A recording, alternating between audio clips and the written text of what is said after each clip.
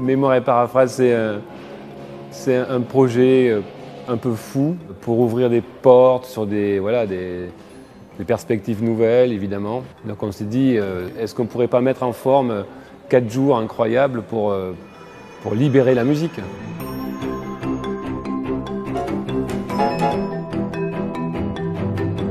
Il y a des conférences, des concerts, des déambulations, des concerts aussi dans un hall d'accueil.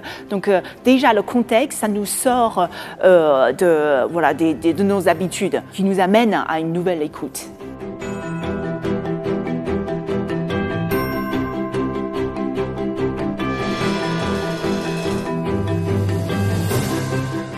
Le premier objectif pédagogique, c'est de faire croiser toutes les musiques, de rapprocher les frontières, à la fois sur les musiques anciennes, les musiques contemporaines, les musiques populaires, rapprocher les langages pour dire que tout est forcément lié à un moment donné.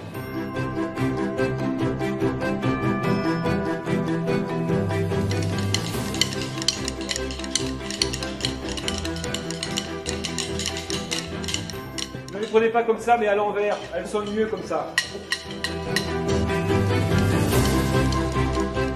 Ne faites pas. 1, 2, 3, 1, 2, 3. C'est les muscles, c'est les muscles. Non. C'est les muscles.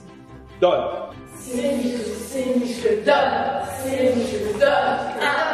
Ces 4 journées sont le fruit d'un travail qui a été entrepris par les professeurs, par les élèves depuis de longs mois. Donc c'est l'aboutissement pédagogique d'un travail. Et sinon, donc là, clarinette 2 ici. Ouais, faut juste que je trouve la salle. Clarinette 3, là, il y a encore une place.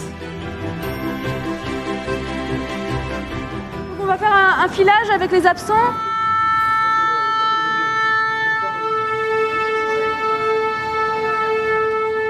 C'est la première fois que nous organisons avec le Fonds régional d'art contemporain un événement de cette importance. Et c'est vrai que le langage contemporain, ces nouvelles innovations, cette recherche est tout à fait propice à ce type de manifestation.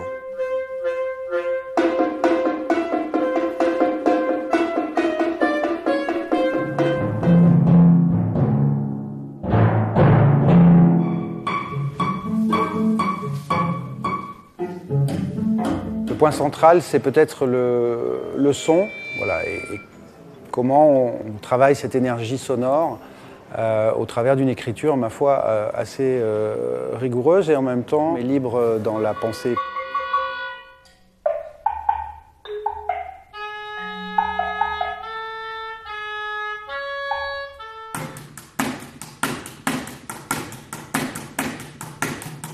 Je suis venu au conservatoire le mois dernier, voilà, et on a fait 2 jours de travail avec tous les élèves qui participent ce soir à ce concert, sachant qu'évidemment ils avaient travaillé les œuvres avant.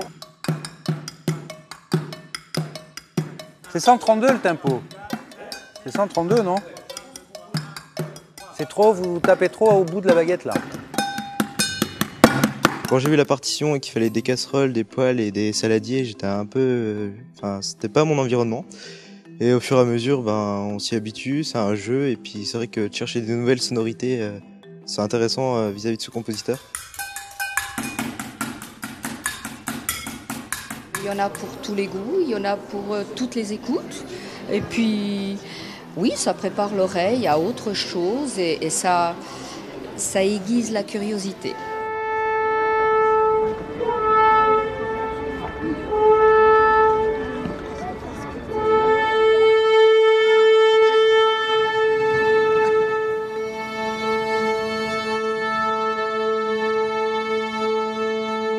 Mémoire et paraphrase associe un artiste en résidence au FRAC et des compositeurs invités par le conservatoire. Et ça a été une rencontre très intéressante puisque notre artiste, qui est à la fois plasticienne et musicienne, a pu travailler avec des enseignants et des élèves du conservatoire.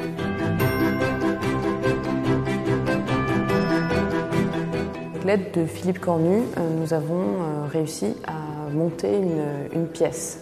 Tout va se passer en vertical. La musique sera vraiment très simple. Je me base sur l'accord de l'orchestre, donc le La. Et dedans, je vais glisser aussi d'autres notes un peu plus fausses qui vont en fait créer un accord assez vibrant. Et doucement, ça va se rééteindre petit à petit, toutes les fenêtres s'éteindront. J'aurais bien voulu être dans le public pour voir de l'extérieur ce que ça donne, mais en tout cas, mon impression de l'intérieur, ça rendait bien, tout le monde a bien fait ce qu'il fallait, donc c'était une bonne expérience.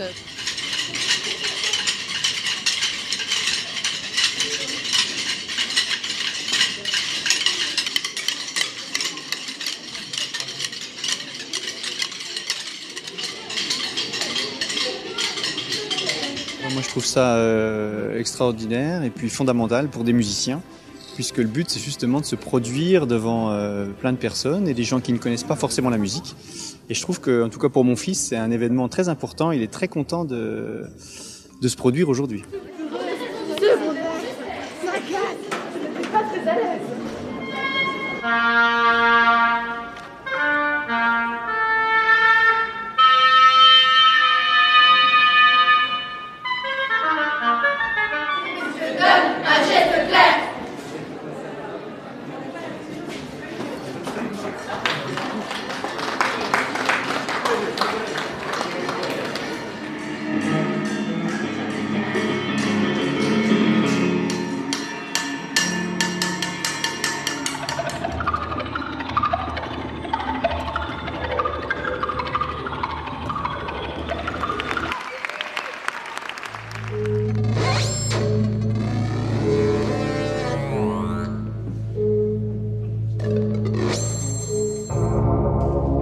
Mon discours, c'est d'emmener l'auditeur et le spectateur dans un univers.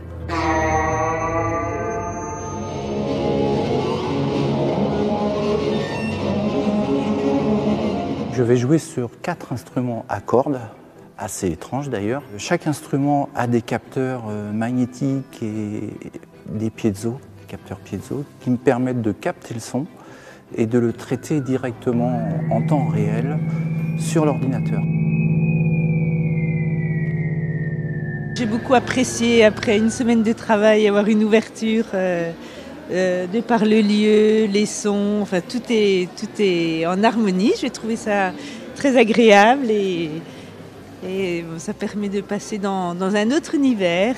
Voilà. Ça se passe dans ce bâtiment où on est et à la fois dedans, dehors. On passe du FRAC au conservatoire. Ça, j'ai trouvé ça très, très, très intéressant.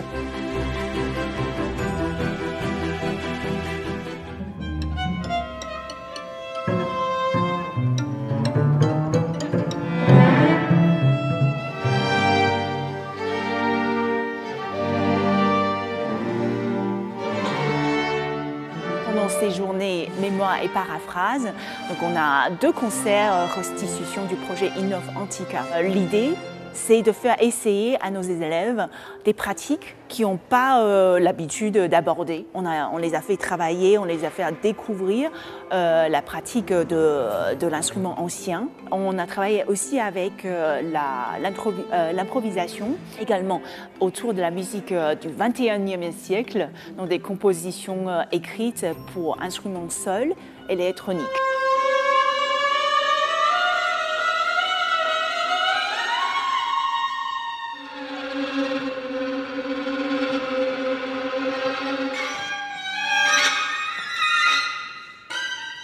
On a vraiment une immense chance d'avoir eu cette composition toute chaude, toute neuve, qui a été écrite pour cette occasion par un compositeur tout à fait remarquable qui s'appelle Lorenzo Bianchi. Donc dans cette pièce, c'est moi qui commande l'ordinateur, la partie de l'électronique, et dans une composition, je dirais, assez fantasque, très très puissante et très intense, à la fois pour l'interprète et je pense aussi pour le public.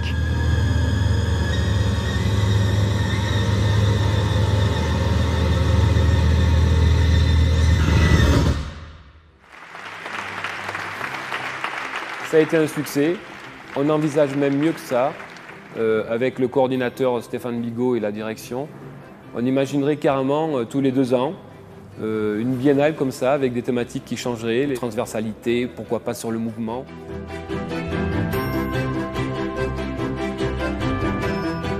Aujourd'hui, en France, les conservatoires doivent prendre le XXIe siècle à pleine main, quoi, et ne pas lâcher prise. Donc devenir une plateforme innovante sur le plan culturel, je crois que Besançon a tous les éléments pour le faire.